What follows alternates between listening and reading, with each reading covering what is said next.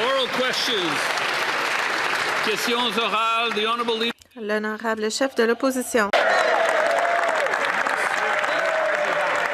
Il y a 3 taxes fédérales et libérales sur l'essence. Il y a la taxe d'assises, la nouvelle taxe carbone du premier ministre libéral, le règlement pour le combustible propre, et le TPS qui s'applique aux deux.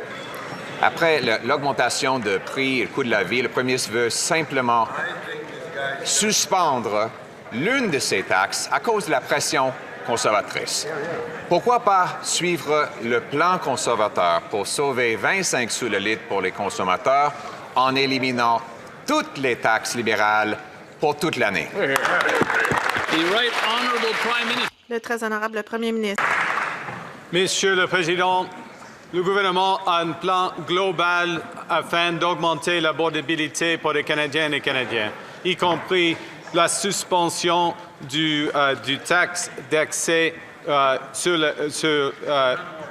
le gasoline et deuxièmement, la réduction des taxes de classe moyenne, le bénéfice de l'EPC est essentiel et tous les autres programmes qui compris 20 000 $ par famille par année. L'honorable chef de l'opposition. Les pauvres souffrent plus après un an de ce premier ministre libéral, selon Statistique Canada, qui a publié un rapport indiquant que l'écart entre les plus riches et tous les autres est plus grand que jamais. Ce premier ministre imprime de l'argent qui cause de l'inflation, qui gonfle les avoirs des milliardaires et gonfle le coût de la vie pour tout le reste.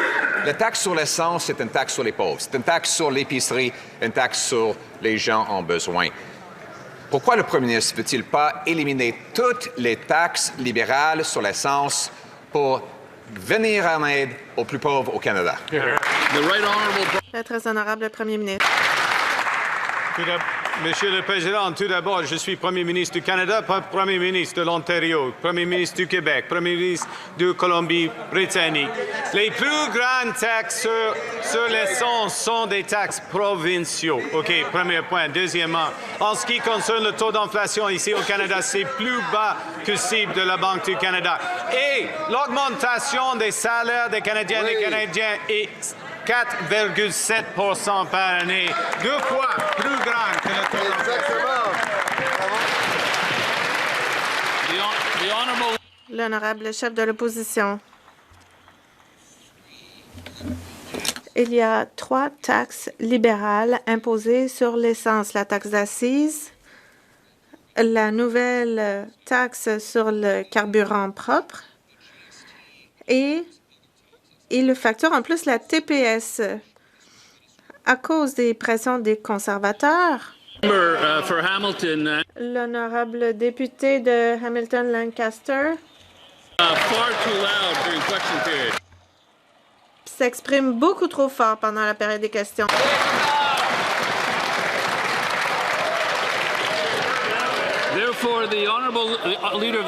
Le chef de l'opposition peut recommencer du début. Merci beaucoup, Monsieur le Président. Il y a 3 taxes libérales imposées sur l'essence. Tout d'abord, la taxe assise. Ensuite, la nouvelle taxe sur le carbone qu'ils appellent la norme sur le carburant. Et en plus de ça, ils imposent la TPS.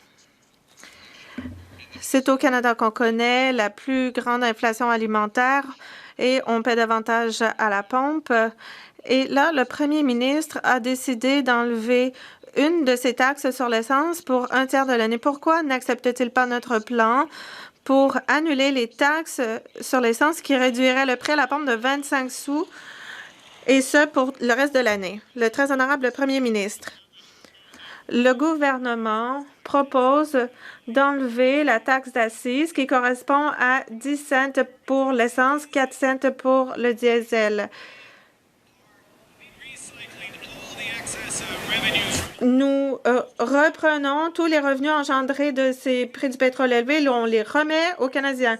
On ne prend pas la proposition de l'opposition qui correspondrait à augmenter le déficit de 3 milliards de dollars parce que le gouvernement sait compter. Le gouvernement sait compter.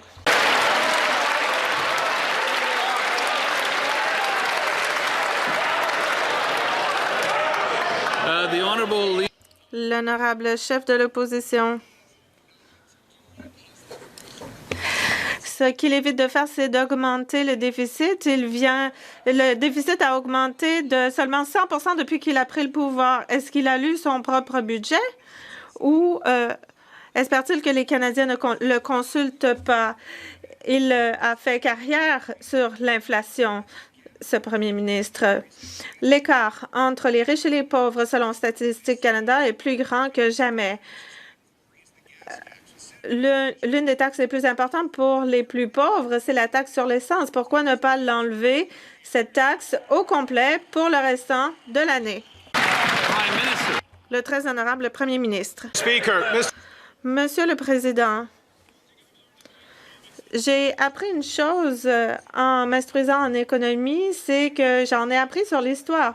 J'ai eu un bilan comme gouverneur de la Banque centrale, l'inflation a moins de 2 comme à la Banque du Canada et même chose à la Banque d'Angleterre. Alors, revenons à nos moutons. Les salaires ici augmentent 2 fois plus que le taux d'inflation. Ça signifie que les Canadiens se portent bien. L'honorable chef de l'opposition. It's clear that he's learned all the Eh bien, il n'a pas appris les bonnes leçons, visiblement. Il a causé une crise du logement à Londres.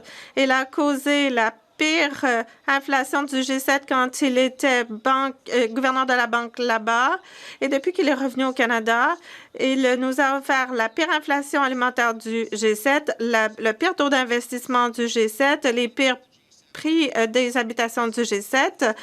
Alors, pourquoi n'a-t-il pas tiré de leçons de toutes ces expériences ratées passées qui ont profité aux plus riches comme lui? Et pourquoi ne retire-t-il pas toutes les taxes sur l'essence pour le reste de l'année? Le très honorable premier ministre. Eh bien, Monsieur le Président, j'ai l'impression d'être devant des étudiants. Et je ne pense pas qu'ils réussiraient leur examen. Le Canada connaîtra la deuxième croissance la plus élevée du G7, comme l'a confirmé le FMI, qui a aussi confirmé que nous avons la meilleure posture budgétaire du G7. Point final. Et nous avons le meilleur investissement direct étranger par habitant dans le monde, ici au Canada. The honourable leader of the opposition. L'honorable chef de l'opposition. Eh bien, l'arrogance des libéraux, on la voit. The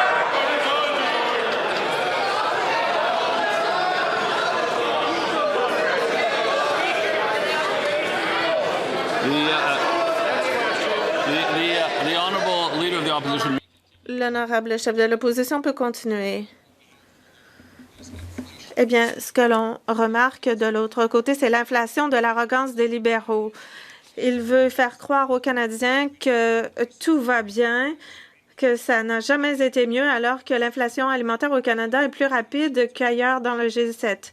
Les ménages canadiens sont les plus endettés du G7. Les prix d'habitation sont les plus élevés du G7 ici même. Et la RBC a signalé que nous avons les pires taux d'investissement du G7 ici. Et la réalité, c'est que les Canadiens n'ont pas les moyens de se payer l'essence à la pompe. Pourquoi ne pas enlever toutes les taxes pour le reste de l'année? Le très honorable premier ministre. Mr. Speaker. Monsieur le Président, pour comprendre une leçon, il faut pouvoir l'entendre et écouter. De l'autre côté, certains n'écoutent pas, certains écoutent aussi. Certains ont écouté et ils savent que les salaires augmentent à 2 fois le rythme de l'inflation et ils remarquent aussi que je n'ai plus de temps pour répondre. L'honorable député de Belleuil-Chambly. Monsieur le Président, le premier ministre s'est fait élire sur la base de ses compétences en économie et il allait protéger le Canada contre les tarifs. Or, la Maison-Blanche vient de modifier le mode de calcul sur les tarifs déjà illégaux sur l'acier et l'aluminium. Tous les produits qui contiennent une valeur significative d'acier ou d'aluminium, au lieu de payer le tarif déjà illégal sur cette valeur, paie désormais 25 de la valeur totale du produit. Je présume que le gouvernement a soulevé ce changement auprès des États-Unis. Est-ce que le Canada va obtenir l'abandon de ce mode de calcul des tarifs par la Maison-Blanche de Donald Trump? Le très honorable Premier ministre. Monsieur le Président, oui, on travaille là-dessus et on travaille avec nos sociétés, nos compagnies, nos travailleurs, nos syndicats afin de bâtir un Québec fort et un Canada fort. Merci. L'honorable député de Belleuil-Chambly. Est-ce que le premier ministre pourrait être moins précis? Ce sont littéralement des centaines et des centaines d'entreprises québécoises dépendantes du marché américain qui vont devoir fermer des quarts de travail, couper la production et peut-être, dans certains cas, fermer les portes. Ce matin, on voyait dans le Journal de Montréal que BRP a vu sa valeur boursière tomber du tiers. Je veux savoir ce que le premier ministre va faire maintenant pour venir en aide aux entreprises et aux travailleurs qui sont victimes de ce nouveau coup de tête du président Trump. Le très honorable Premier ministre. Monsieur le Président, nous sommes en train de négociations avec les Américains en ce qui concerne le renouvellement de l'ACM. Un des secteurs les plus importants, c'est le secteur de l'aluminium, de l'acier, de bois d'œuvre et de l'automobile. Les négociations vont continuer, mais le point de départ, c'est le meilleur accord commercial du monde avec les États-Unis. L'honorable député de Belleuil-Chambly. En effet, ça se fait admettre qu'on ne le sait pas des fois. Nous avons eu droit, depuis le début de 2025, à beaucoup de mots et très peu de gestes. Les tarifs empirent à chaque intervention de la Maison-Blanche. Le premier ministre ne peut pas simplement agiter son CV, faire des discours et recruter des transfuges. Que dit le premier ministre aux entreprises québécoises et canadiennes qui voient les tarifs infligés à leurs produits soudainement multipliés et qui risquent de fermer sans une intervention concrète du gouvernement? Le très honorable Premier ministre. Monsieur le Président, depuis le mois d'avril, après l'élection dernière, les tarifs américains ont baissé par rapport au Canada. C'était plus de 10 c'était à 5,5 et maintenant c'est 4,4 Oui, on a fait du progrès. On veut de plus. On travaille fort sur tout cela. Et je crois, Monsieur le Président, que le message du monde du Terrebonne était clair. Il faut travailler pour un Québec fort et un Canada fort. Exactement. L'honorable député.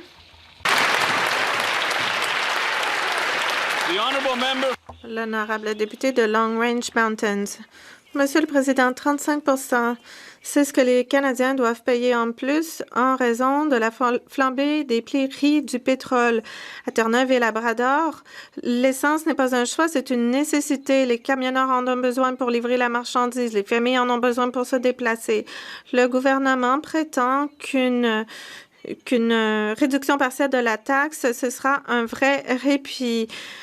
Alors que ils collectent des milliards de dollars de Canadiens qui ont du mal à joindre les deux bouts. Les libéraux vont-ils cesser de punir les Canadiens et vont-ils enlever toutes les taxes fédérales sur l'essence pour que les Canadiens puissent économiser pendant tout le reste de l'année? L'honorable ministre des Pêches et des Océans, je suis fière de prendre la parole pour parler de ce que fait notre gouvernement pour le Canada et pour Terre-Neuve et Labrador. 8 milliards de dollars pour la base à Goose Bay. Nous investissons à long terme pour la défense. Baie du Nord est un autre exemple. De notre côté de la Chambre, nous faisons le travail. L'honorable député de Long Range Mountains. Monsieur le Président, L'Association des parents célibataires de Terre-Neuve et Labrador, dans la circonscription de cette députée, signale que le prix élevé de l'essence mène les parents célibataires à prendre des décisions impossibles, choisir entre se chauffer ou entre payer l'épicerie.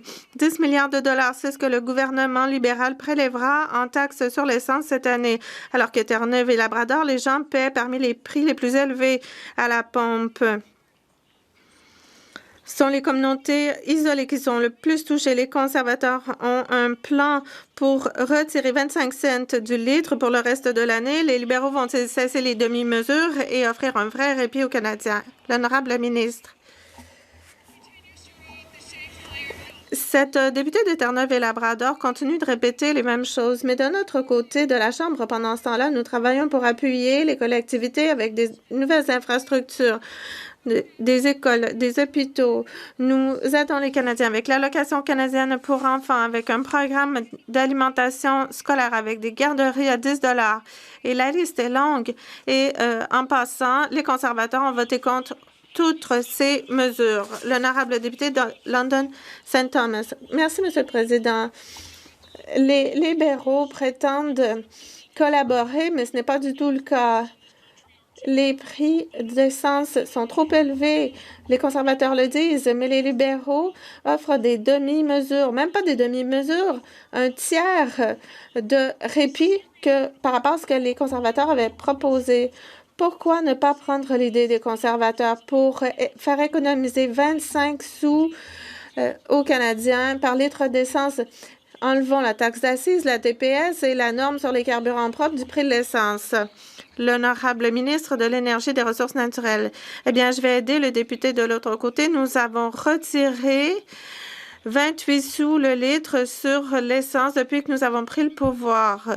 Nous avons réduit les taxes pour la classe moyenne. Nous avons réduit les frais de développement et nous avons pris des mesures qui peuvent réduire le prix d'une résidence jusqu'à 200 000 $ dans ma circonscription. L'honorable député de London, Elgin.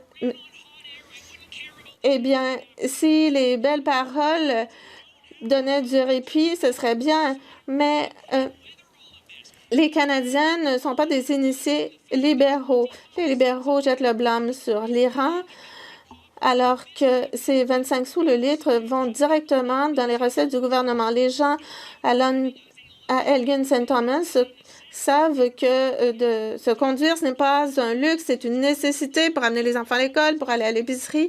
Alors pourquoi les libéraux ne prennent-ils pas les préoccupations au sérieux? Pourquoi n'éliminent-ils pas ce 25 sous le litre d'essence dès maintenant? L'honorable ministre.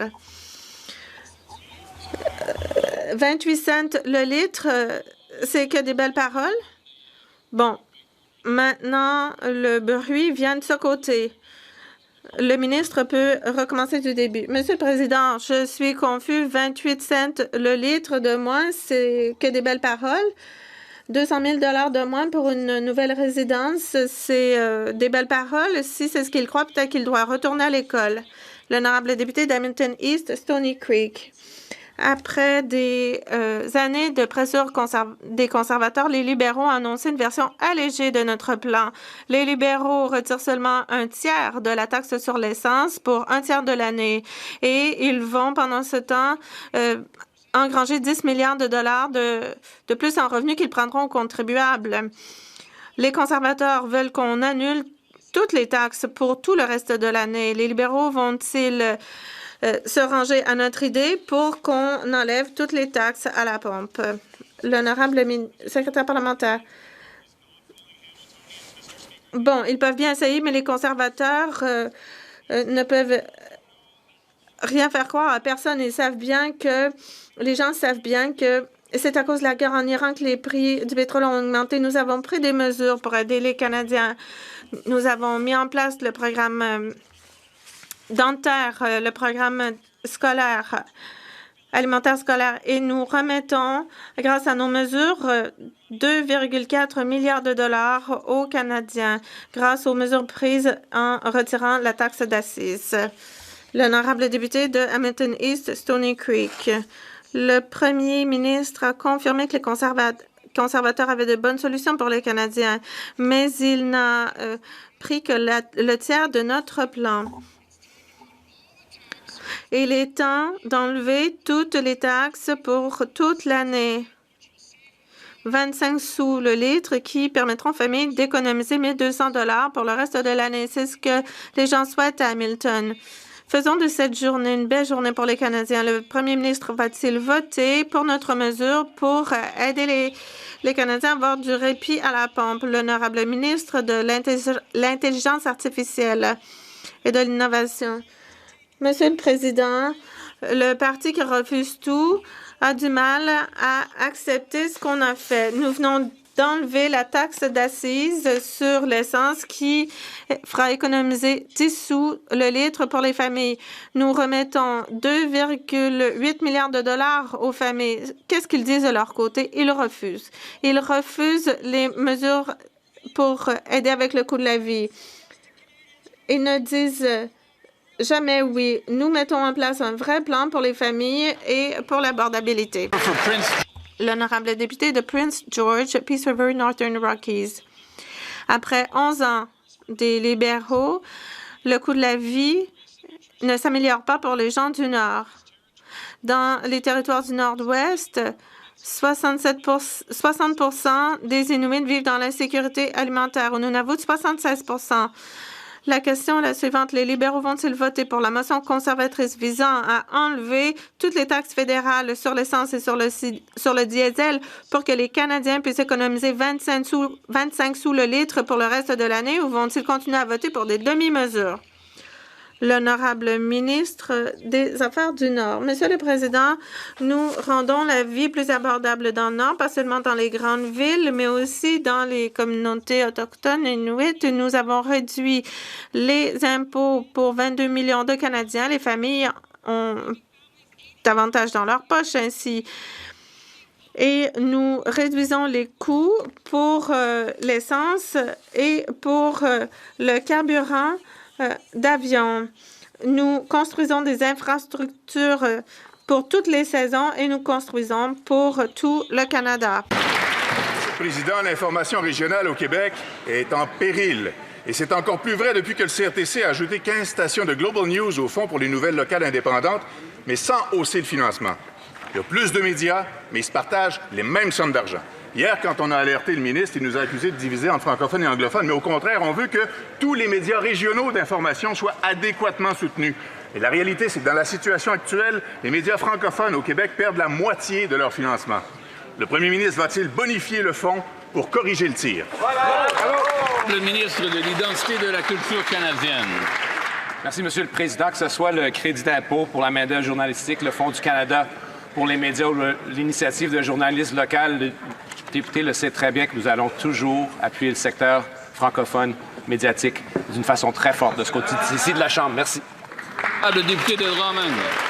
Mais c'est le temps de passer à l'action, Monsieur le Président. C'est sûr que la solution passe par la contribution des géants du numérique aussi. Mais en attendant, nos médias ferment et Ottawa n'en fait pas assez pour éviter ça. Présentement, les GAFAM se battent jusque devant les tribunaux pour ne pas faire leur part. Et c'est pour ça que le gouvernement doit bonifier le Fonds pour les nouvelles locales indépendantes. Il doit offrir aux radios et aux télés son crédit d'impôt pour le salaire des journalistes, comme l'a fait Québec. Il doit cesser de récompenser la publicité faite sur les plateformes des GAFAM. Il y a plein de gestes à poser, mais là, ça commence à être pas mal urgent de le faire. Quand est-ce que le premier ministre va agir? L'honorable ministre. Monsieur le Président, c'est sûr que les GAFAM doivent faire leur juste part, mais si le Bloc croyait vraiment à ce qu'ils disent, il aurait pu appuyer le budget de 2025 qui prévoyait un investissement de 126 millions de dollars. Merci. L'honorable député de Beauce. Monsieur le Président, hier, le premier ministre a choisi de réduire les taxes sur l'essence que d'un tiers. Résultat, les Canadiens payent toujours 15 cents de taxes fédérales par litre d'essence. L'inflation libérale des dernières années, des 11 dernières années, coûte cher aux Canadiens, aux Beaucerons, aux travailleurs, aux entreprises. C'est un manque de respect et une déconnexion totale envers nos citoyens. Monsieur le Président, la question est pour le premier ministre. Est-ce que le premier ministre va voter en faveur de notre motion conservatrice qui va suspendre tous les taxes fédérales sur l'essence? L'honorable ministre de l'Industrie. Monsieur le Président, les Québécois se sont réveillés hier avec une bonne nouvelle, également les Canadiens, parce que vous savez, il était important de faire en sorte de trouver des moyens d'aider à ce que les ménages québécois puissent gérer les impacts de l'inflation due à la guerre en Iran. Et c'est pourquoi nous avons décidé de suspendre la taxe d'accise de l'essence, une mesure qui a été très bien reçue au Québec et partout à travers le pays. Et également, ça fait suite à des investissements importants que le gouvernement a fait pour soutenir les familles partout à travers le Québec et partout à travers le pays, que ce soit la baisse d'impôts qui a été annoncée il y a quelques mois, mais également aussi le bénéfice pour soutenir l'inflation, pour soutenir l'épicerie. Merci. L'honorable député de Beauce. Monsieur le Président, 4 cents le litre sur le fuel, ça ne va rien changer, c'est une vraie farce. Les Canadiens étouffent avec le coût de la vie inflationniste des libéraux. En taxe fédérale sur l'essence, le gouvernement a perçu 10 milliards de dollars supplémentaires. 10 milliards, 10 000 millions. Au lieu de gonfler les coffres d'Ottawa et d'enrichir leurs petits amis encore à coups de milliards, les libéraux peuvent-ils aider le vrai monde, notre monde? Ma question est simple. Est-ce que le premier ministre va arrêter de piger les poches des citoyens et réduire le coût de la vie?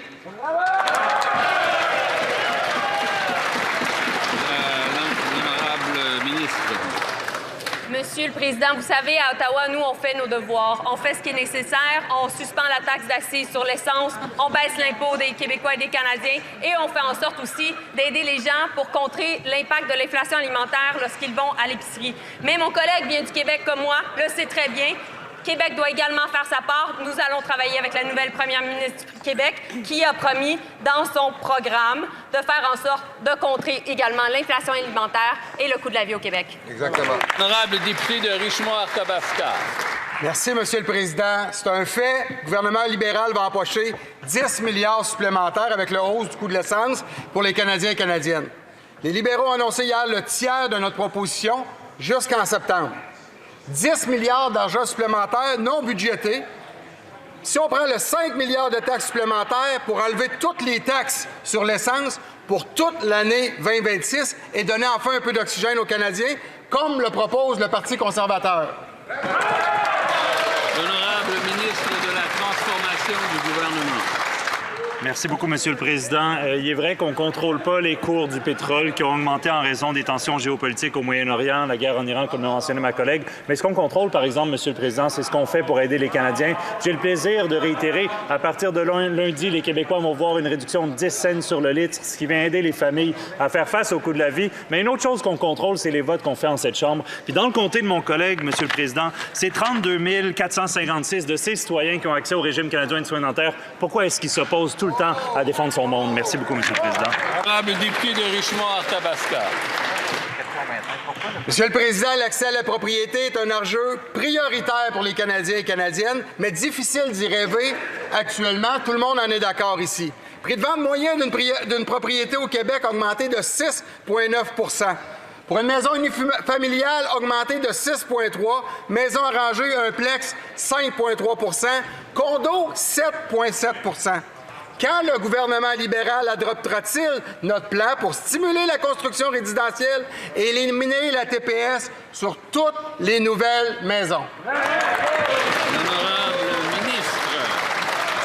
Monsieur le Président, puis ça me permet de rappeler une des premières mesures que ce gouvernement a mis en œuvre, c'est-à-dire d'éliminer la TPS sur les maisons neuves pour les premiers acheteurs. Mais on ne s'arrête pas là, Monsieur le Président. Avec Maison Canada, on a un plan pour bâtir à une échelle sans précédent partout à travers le pays. Puis je suis très fier de rappeler à mon collègue que le Québec est la première province à s'être entendue pour Maison Canada. Monsieur le Président, ça va livrer des logements d'un bout à l'autre du pays, augmenter l'offre pour réduire la pression sur les prix, Monsieur le Président, mais c'est tout à fait remarquable d'entendre enfin les conservateurs s'intéresser moindrement au logement. Merci beaucoup, Monsieur le Président. Honorable député de Chicoutimi-Le-Fjord. Monsieur le Président, les libéraux essaient de nous faire croire qu'ils écoutent les préoccupations des gens, mais la réalité des Canadiens est tout autre. Au Saguenay, les prix des duplex ont grimpé de 24 % depuis un an. En plus, une étude de Desjardins indique que la situation va empirer.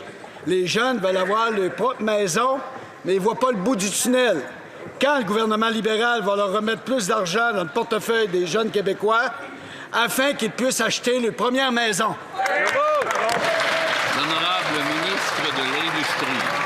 Merci, Monsieur le Président. J'ai beaucoup de respect et d'amitié pour mon collègue et nous allons travailler ensemble pour faire en sorte de réduire les loyers au Saguenay-Lac-Saint-Jean. Nous savons que l'accès également à une propriété est important et donc c'est pourquoi nous avons fait en sorte d'abolir la TPS sur l'achat d'une première maison. Notre plan fonctionne, on doit en faire plus et nous allons faire en sorte aussi de faire atterrir des bons investissements dans son côté au niveau de la construction du logement. Je sais qu'il y a plusieurs projets dans son côté et dans la région et c'est une priorité pour le gouvernement. Merci. Exactement. The honourable member for... L'honorable député de Sarnia-Lambton-Bécajunong.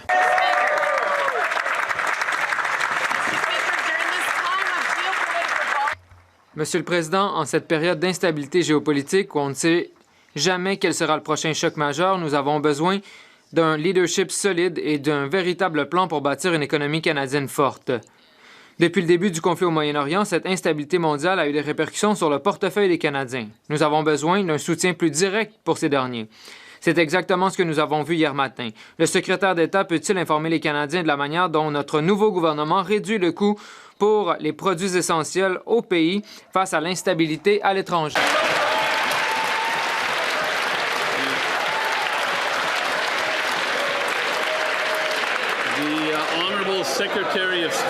L'honorable secrétaire d'État pour les institutions financières. Monsieur le Président, je tiens à remercier la députée de Sarnia-Lambton pour son excellente question et sa détermination à faire ce qui est juste pour le Canada. Hier, le premier ministre a annoncé que nous allions suspendre la taxe d'accise sur l'essence et le diesel. Cela signifie que les Canadiens vont économiser 10 cents par litre d'essence, ce qui redonne plus d'argent aux Canadiens qui sont confrontés à une augmentation des coûts en raison de l'instabilité mondiale. Monsieur le Président, de ce côté-ci de la Chambre, nous nous attardons à rendre la vie plus abordable pour les Canadiens. L'autre côté continue de répéter les mêmes messages. L'honorable député d'Oshawa. Monsieur le Président, soyons sérieux. À Oshawa, mes voisins sont au bord du gouffre. 74 % des Canadiens affirment que le coût de l'alimentation et de l'essence les écrase. 43 % d'entre eux ne sont qu'à 200 $ de ne plus pouvoir payer leurs factures. Les familles réduisent leurs dépenses et reportent les décisions importantes et les jeunes perdent espoir de pouvoir un jour s'en sortir. Malgré tout cela, le premier ministre a l'audace de nous dire que le coût de la vie est le meilleur dans l'histoire du Canada et que tous les Canadiens s'en sortent mieux. Pourquoi le gouvernement n'apporte-t-il pas un réel soulègement en éliminant les taxes sur l'essence? L'honorable secrétaire parlementaire du ministre des Finances. Monsieur le Président, les députés de ce côté-ci de la Chambre ne vont pas empêcher le chef conservateur de conduire l'autobus encore plus profond dans le gouffre. Nous allons même lui permettre d'économiser sur l'essence en route. 10 cents de moins avec l'élimination de la taxe d'accise pour les prochains mois et 28 cents le litre depuis que notre gouvernement est arrivé au pouvoir. Et cela, c'est en plus de l'allocation canadienne pour l'épicerie et les produits essentiels, en plus de la réduction d'impôts pour 22 millions de Canadiens. Nous sommes le parti qui améliore le coût de la vie. L'honorable député d'Oshawa. Monsieur le Président, les familles d'Oshawa et de la région de Durham ne peuvent pas payer leurs factures ni nourrir leurs familles avec les discours creux des libéraux. Après des années de dépenses de ce gouvernement libéral, 61 % des Canadiens déclarent être confrontés à un choc financier. Les conservateurs ont présenté un véritable plan, c'est-à-dire suspendre toutes les taxes fédérales sur l'essence jusqu'à la fin de 2026. Mais comme toujours, les libéraux s'emparent d'une bonne idée conservatrice et la vident de sa substance. Le premier ministre mettra-t-il fin à ces demi-mesures? Apportera-t-il enfin un réel soulagement en supprimant totalement les taxes sur l'essence et les aliments pour les familles d'Oshawa et de tout le Canada? L'honorable secrétaire parlementaire.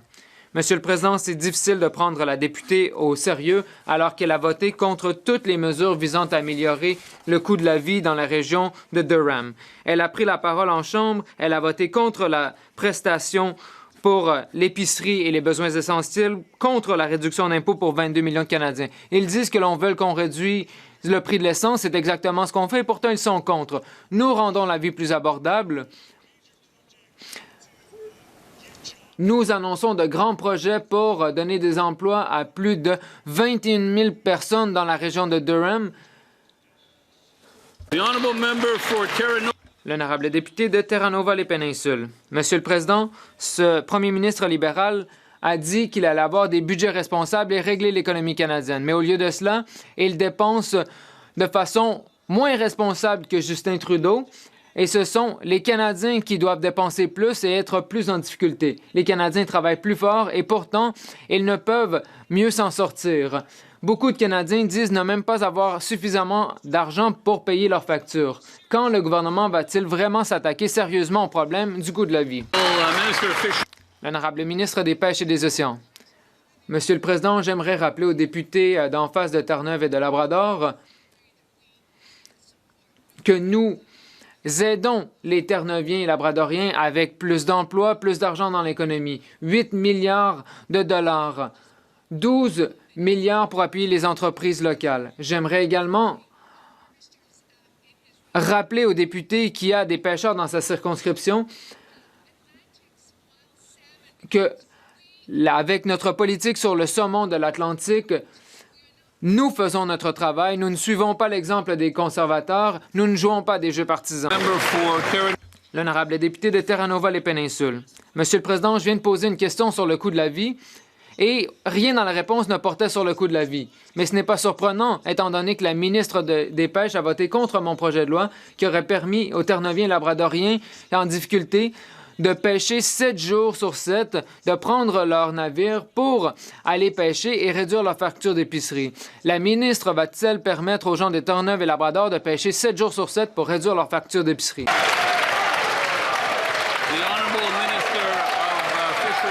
L'honorable ministre des Pêches et des Océans.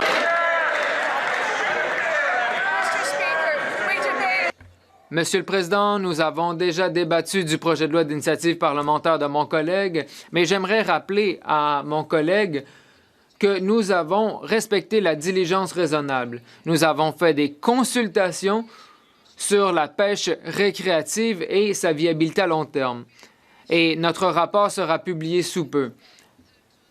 Nous allons poursuivre avec les consultations et en fonction de ces consultations, j'établirai un plan pour la saison prochaine. C'est ainsi qu'on établit des politiques qui sont cohérentes avec les besoins des communautés et non pas seulement en répétant les mêmes messages. L'honorable député d'Edmonton Manning.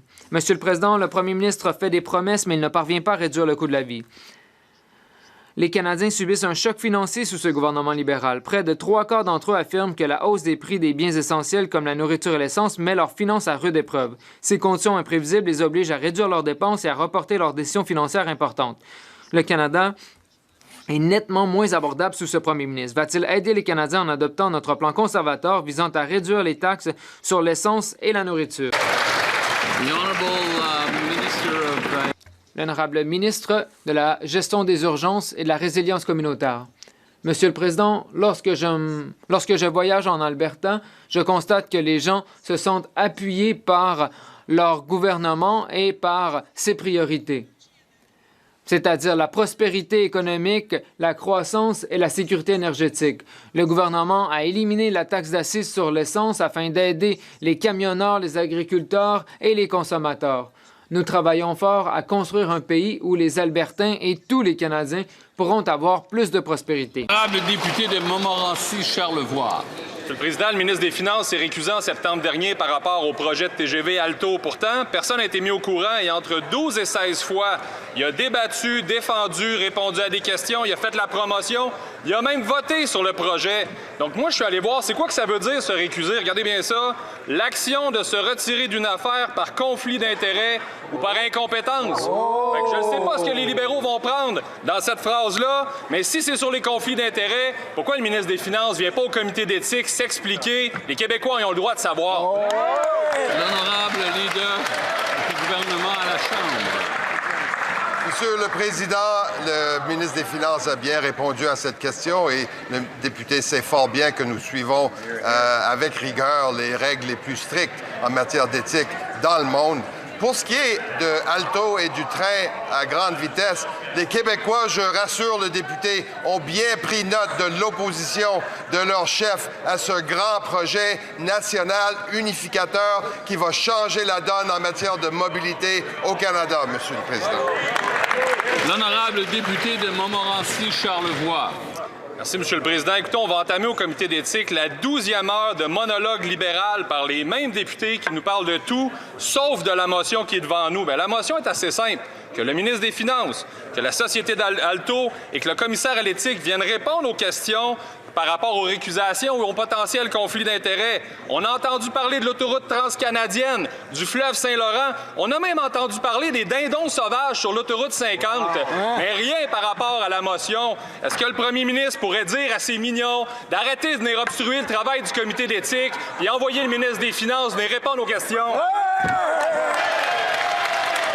L'honorable leader du gouvernement à la Chambre. Si le député a entendu parler de l'autoroute 50, c'est parce que je remercie mon collègue d'Argenteuil-la-Petite-Nation qui fait en sorte que cet enjeu-là de l'autoroute la plus dangereuse au Québec est constamment mise de l'avant. Et pour ce qui est de mon collègue, le ministre des Finances, il est rigoureux et suit à la lettre les dispositions en matière d'éthique. Et je répète, en matière de très grande vitesse, on ne prendra aucune leçon du Parti conservateur pour ce qui est de la mobilité, pour ce qui est de cet investissement générationnel qui va changer la donne pour la mobilité au Canada, M. le Président. L'honorable député de Leeds-Grenville, Thousand Islands, Rideau Lakes. La loi est claire, les ministres ne doivent pas utiliser leur position pour favoriser les intérêts des membres de leur famille. Mais le ministre des Finances se fait le champion d'un projet de plusieurs dizaines de milliards de dollars. Bon, c'est ce même ministre des Finances qui a dit au premier ministre qu'il s'inquiétait d'un conflit d'intérêts en raison de cette relation au sein d'Alto et qu'il devait se récuser de la décision. Les Canadiens sont d'accord, mais ce n'est pas ce qu'il a fait. Au comité de l'éthique, nous voulons faire un examen de la situation. Le ministre va-t-il se présenter en comité parce que pour l'instant, nous n'avons que de l'obstruction libérale. Va-t-on mettre fin à cette obstruction et finalement entendre le ministre? L'honorable leader du gouvernement à la Chambre. Vous voulez savoir qui se fait le champion du train à grande vitesse au Canada? 173 députés libéraux de ce côté-ci de la Chambre qui vont construire de grands projets d'intérêt national, notamment le train grande vitesse, des projets qui vont favoriser l'unité nationale, des grands projets pour la mobilité au Canada, un projet qui va favoriser également les hommes et les femmes qui travaillent dans les métiers. Nous allons mettre les gens au travail avec des matériaux canadiens et nous allons permettre au train d'aller le plus rapidement possible. L'honorable député de Leeds-Grenville, Thousand Islands, Rideau Lakes.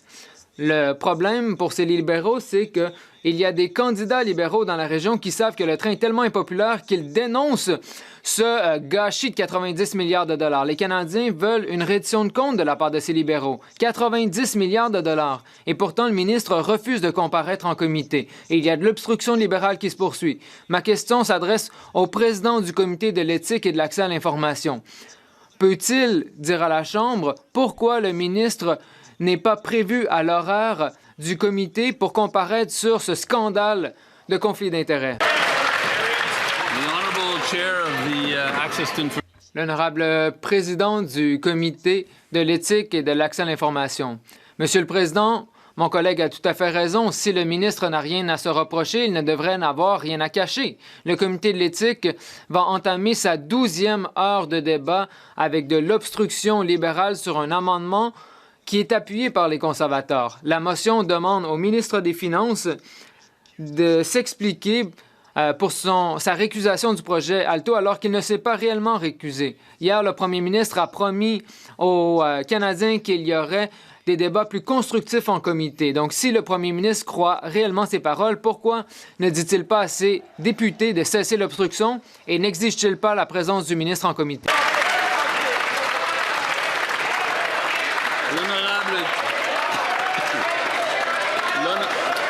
L'honorable député d'Honoré-Mercier. L'honorable député d'Honoré-Mercier? Non? L'honorable député d'Honoré-Mercier. Monsieur le Président, le projet de loi C-22 est de nouveau débattu en Chambre aujourd'hui. Il s'agit d'un projet de loi essentiel qui contribuera à lutter contre des crimes graves comme l'extorsion et à faire progresser les enquêtes policières. Cette mesure est réclamée par les forces de l'ordre partout au pays, y compris le député de Medicine Hat, Cardston Warner. Le ministre de la Justice peut-il expliquer à la Chambre l'importance du projet de loi C-22 pour la sécurité de tous les Canadiens et Canadiennes. The Honourable Minister of Justice. Monsieur le Président, je remercie le député d'Honoré Mercier pour cette question. La criminalité est de plus en plus numérique, organisée et sophistiquée. Les criminels utilisent l'environnement numérique pour exploiter des enfants, pratiquer l'extorsion et le trafic humain. Le projet de loi C-22, la loi concernant l'accès légal, donne aux policiers les outils pour enquêter, perturber le crime organisé et protéger nos collectivités. Les policiers partout au Québec et au Canada démontrent ces outils. Nous les écoutons. J'invite tous les députés à appuyer ce projet de loi très important pour nos pays. The Honourable Member for L'honorable député de Selkirk-Interlake-Eastmont. Une fois de plus, les libéraux donnent à nos soldats d'une main et reprennent de l'autre. Le premier ministre et son ministre de la Défense nationale adorent se vanter de l'augmentation salariale qu'ils ont accordée aux forces armées. Mais la réalité, c'est que beaucoup de nos soldats touchent un salaire net inférieur en raison des changements apportés par les libéraux à leur politique. Malheureusement, les familles des militaires n'ont pas été prévenues ou elles n'ont été prévenues qu'une semaine à l'avance du changement apporté à leurs indemnités de vie à l'étranger, ce qui, dans certains cas, réduit leur salaire net de près de 1 500 $. Pourquoi les libéraux pénalisent-ils les soldats en première ligne qui risquent leur vie au service du Canada? L'honorable ministre de la Défense nationale. Monsieur le Président, il n'y a rien de faux dans une augmentation de 8, 16, 20 %.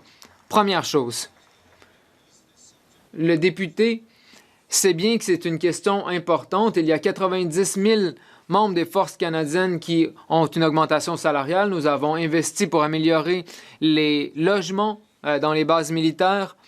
Nous avons modernisé le processus de demande. Nous faisons des progrès. J'ai bien hâte d'avoir des suggestions honnêtes et constructives de la part de l'opposition. Celle-ci n'en était pas une. L'honorable député de Selkirk-Interlake-Eastmont. Monsieur le Président, le ministre se vante mais n'agit pas. C'est le rôle du ministre de défendre ceux et celles qui mettent leur vie au service du Canada. Ces Canadiens qui sont déployés en Lettonie et ailleurs dans le monde n'ont jamais hésité. Ils sacrifient des mois à l'étranger, loin de leur famille, parce que c'est le gouvernement qui leur demande de le faire. Et au lieu de leur réserver le meilleur traitement, le premier ministre et le ministre de la Défense réduisent leur salaire. Vont-ils finalement leur permettre de joindre les deux bouts? L'honorable ministre. C'est un peu paradoxal puisqu'il a voté contre chacune des propositions pour aider les membres des Forces armées canadiennes. Donc, il n'a aucun argument pour soutenir sa position. Les membres des Forces armées canadiennes font un rôle essentiel au nom des Canadiens et des Canadiennes, ici au pays et ailleurs. Nous avons augmenté les mesures de soutien pour les familles et pour les salaires. 3,7 milliards de dollars pour 7 500 nouvelles unités de logement. Notre travail vise à aider les membres des Forces armées canadiennes et leurs familles, et ce travail se poursuit chaque jour. L'honorable député de Vernon Lake Country Monashee. Monsieur le Président, le gouvernement ne dit que la moitié de l'histoire à propos des augmentations salariales, puisque pour les familles qui sont déployées à l'étranger, c'est près de 1 000 $ par mois de moins qu'ils vont obtenir. Les familles n'ont reçu que 6 jours de préavis à propos de ce changement de cette politique. Les gros titres ne parlent que de l'augmentation des dépenses militaires. Mais pourquoi tant de soldats en première ligne déployés à l'étranger subissent-ils une baisse de salaire? Le ministre de la Défense nationale. Encore une fois, Monsieur le Président, demeurons axés sur les faits. 8 13 20 % en augmentation salariale, des primes à la rétention en fonction des années de service, des incitatifs spéciaux pour encourager la création de plus de postes d'instructeurs. Donc, nous travaillons ensemble pour rebâtir les Forces armées canadiennes, mais les députés des deux côtés de la Chambre le savent. J'aimerais beaucoup avoir des propositions constructives de la part de l'opposition. L'honorable député de Richmond East, Steveston. Monsieur le Président, le monde est devenu de plus en plus instable et chaotique. Ces événements semblent étrangers, mais ils font augmenter le prix de l'essence, des aliments et font en sorte que les Canadiens doivent se demander où ils vont passer leurs vacances d'été. Le budget de 2025 a exposé comment notre nouveau gouvernement majoritaire va créer une économie canadienne plus indépendante et plus résiliente. Le secrétaire d'État peut-il expliquer comment notre gouvernement vient en aide aux Canadiens au quotidien? L'honorable secrétaire d'État pour les institutions financières. Monsieur le Président, je tiens à remercier le député de Richmond-Est, Steve Sten, pour cette question. C'est vrai, hier, nous avons annoncé la suspension de la taxe d'accise pour l'essence, 10 cents. De plus, avec l'élimination de la tarification carbone, c'était 18 cents. Nous avons réduit les impôts pour 22 millions de Canadiens. La prestation canadienne pour l'épicerie et les besoins essentiels représente jusqu'à 1 840 $. De ce côté-ci de la Chambre, nous continuons à miser sur les mesures qui réduisent les coûts pour les Canadiens, qui rendent la vie plus abordable. L'autre côté de la Chambre ne fait que faire des rimes et répéter de vieux messages. L'honorable député de Windsor-West. Monsieur le Président, le gouvernement américain a imposé des droits de douane au titre de l'article 232 qui menace près de 60 000 emplois canadiens. C'est un secteur qui contribue à hauteur de 6 milliards de dollars. Ces nouveaux tarifs frappe de plein fouet dès maintenant. Certaines entreprises envisagent de déménager aux États-Unis. Les fabricants de moules sont d'ailleurs à Washington aujourd'hui, essayant de négocier par eux-mêmes et de se battre pour leur survie parce que le gouvernement libéral refuse de le faire. Quand le premier ministre montrera-t-il qu'il se soucie des travailleurs de Windsor et des travailleurs canadiens et défendra-t-il réellement l'économie de notre pays et nos emplois? Ministre de l'Industrie. Merci, Monsieur le Président. Nous allons bien sûr être là pour les travailleurs de Windsor qui sont touchés par les droits de douane. C'est pourquoi, avec le premier ministre Ford, je me suis rendu à Windsor il y a environ une semaine pour l'annonce d'une nouvelle usine de batterie avec des milliers d'emplois pour Windsor.